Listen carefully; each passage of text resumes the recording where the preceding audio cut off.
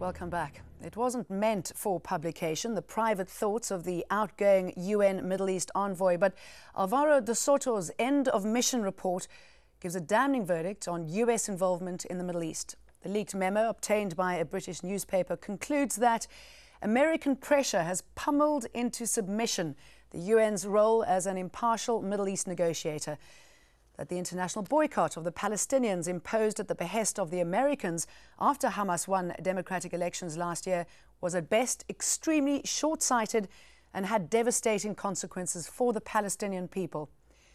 And the quartet of Middle East negotiators, the US, the EU, Russia and the UN, has become a sideshow.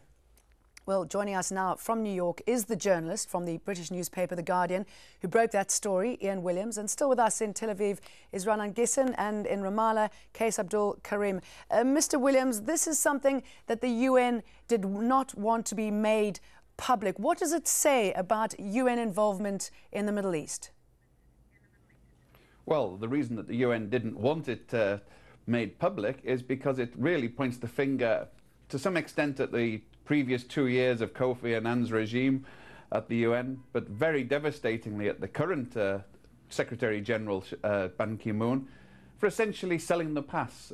He says in this report that the UN has basically followed American positions, not United Nations positions. It has failed to be impartial.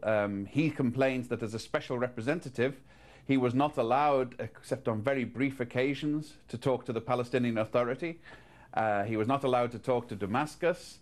And basically, the UN, he is saying, under the veil of the quartet, has been following American and therefore, he implies, Israeli policy, which destroys its credibility as an interlocutor, destroyed his ability to persuade Hamas and the Palestinian Authority government to sort of take a more, how shall we say, a conciliatory role and to move towards normalization, which he feels they were prepared to, and that Abu Mazen, the Palestinian Authority president, wanted them to do.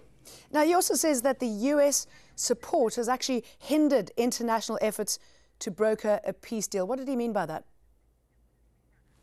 Well, the US is, it's a very even-handed report. I mean, he points out that the Israelis want the US because they think the US are going to cover for them under all circumstances. And the Palestinians also want the US involved because they think that only the Americans have the remotest chance of influencing Israel. And what he's basically saying is that both the European Union and Russia have decided they don't have a dog in this fight, essentially, that they're letting the Americans get away with it. And the United Nations has abandoned its attachment to, well, issues like 242, the settlements, the wall. And he points to the quartet statements, which have not even mentioned Israel by name, but are taking the Palestinian Authority to task for its failures, but not mentioning the clear breaches, the withholding of the taxes, the building of the wall, the expansion of the settlements, the roadblocks, all of the things that Israel has promised not to do and is enjoined under international law from doing. This goes unremarked and unchastised by both the Quartet and the United Nations, which he thinks destroys the, not just in the Middle East, but he thinks this is very dangerous for the future of the United Nations as a sort of, as an honest broker in future conflicts across the world. Dr. Gissin, I mean, what is your response? It seems that, if anything, the United Nations has played into the hands of Israel. Well, we have to set the record straight. Let's remember that before 1967, the United Nations played a role here. But it wasn't an even-handed role. It wasn't an honest broker role. Every time since the UN came to play a role here, since 1948, Israel was always on the short end of the deal. The United Nations was tilted against Israel because of the overwhelming power and strength of the Arab countries and the Third World in the UN. I don't want to go into the whole history. So the reason that the United States stepped in after the Six-Day War, and because Israel trusted the United States, is because the United States played a more balanced policy when it came to Israel's very survival. In 1967, UN forces were removed from the Sinai Desert, and that paved the way for the Six-Day War. But are you saying they played a more balanced role because they let you get away with everything? I mean, they vetoed any possible... They did... When Israel was attacked, they did not provide the necessary protection. They did not prevent those terrorist forces from attacking Israel. They removed themselves from the scene. They did so in Lebanon. They did so on the Egyptian border. So what kind of conclusion did we have to draw? The experience was a very negative one. So we were looking for someone who will be an honest broker, on the one hand, defend Israel, allow Israel to defend itself, and not strip it of all of its defenses and leave it there in the open. If we had to trust the UN to provide for security along our borders, we won't be there. We wouldn't be there for a long time ago. Mr. Abdul Karim, I mean, is this report music to your ears? Do you feel that the UN has helped or hindered you? Yeah, I think this is an objective estimate of the actual role that is being played by the Quartet and the international community in general, which is being manipulated actually by the United States in a way that makes it play in the end in the interests of the continued Israeli occupation. The Palestinians have been the victims of this policy and of the inability of this international intervention actually to pave the road towards meaningful and substantive peaceful process and peaceful negotiations. The Israelis still, up till now, actually reject publicly and openly any call for the start of negotiations on the main issues, the core issues of the conflicts, that of the so-called final status questions. And the Israelis also refuse flatly and directly the very earnest and serious Palestinian offer to have a comprehensive and mutual ceasefire. Let me put that to Dr. Gissen. Do you agree with that, Dr. Gissen? No, look, we refuse to commit suicide. That's all we refuse. We don't want to commit suicide. And if the Palestinian, look, I'll give you an example. UNRWA camps are not supposed to be armed camps. According to the Charter of United Nations Relief Work Agency, armed men are not allowed in refugee camps.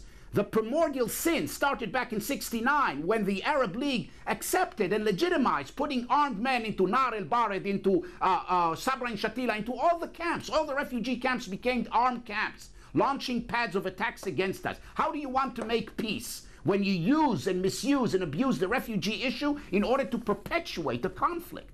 We were willing to negotiate. We were willing to make compromise. And therefore, today, when the solution on the table that the United States advanced, but the report, Dr. Gissen, is saying that you're also setting unachievable preconditions for talks.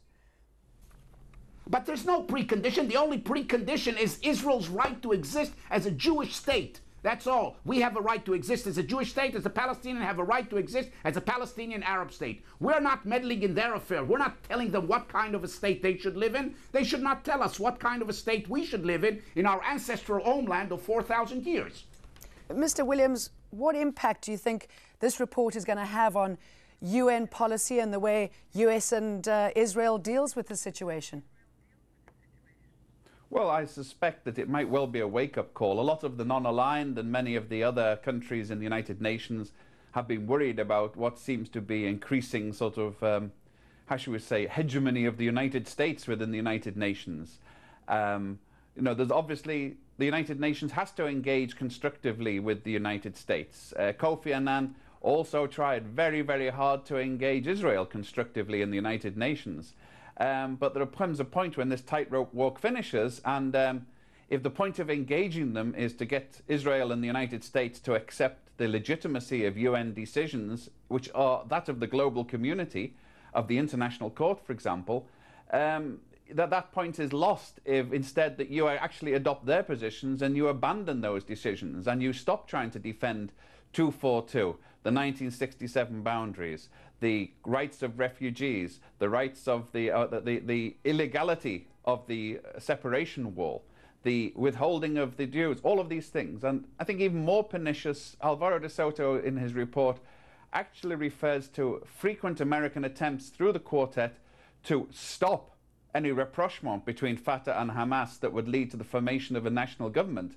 So although undoubtedly the clashes in Gaza fall upon the heads of the perpetrators on both sides, sad and shameful as they are, there is a room there for an American role where the Americans actually stopped UN and other efforts and the efforts of Abu Mazen to come to some type of creative solution.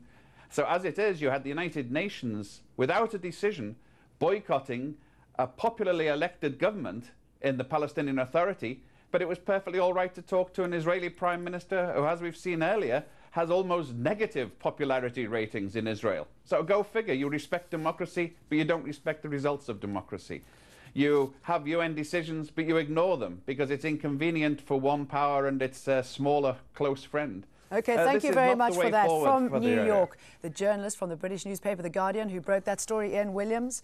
From Tel Aviv, Ranan Gisson, and in Ramallah, Case Abdul Karim.